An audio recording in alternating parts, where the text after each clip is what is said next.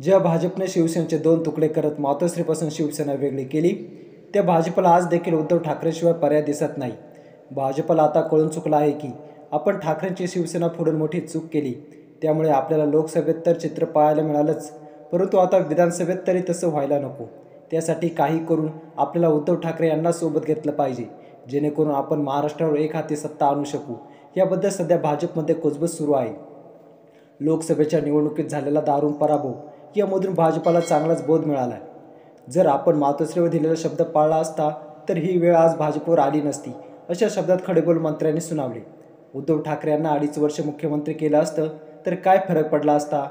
ज्यावेळी भाजपबरोबर ठाकरेंची शिवसेना होती त्याच वेळेस भाजपची ताकद वाढत होती. पण आता ठाकरेंची शिवसेना फोडल्यामुळे भाजपला उतरती कळा लागलेली पाहायला मिळत आहे.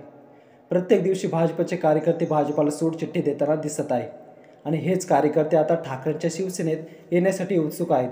त्यामुळे ठाकरेंच्या शिवसेनेची ताकद वाढू लागलेली पाहायला मिळत आहे.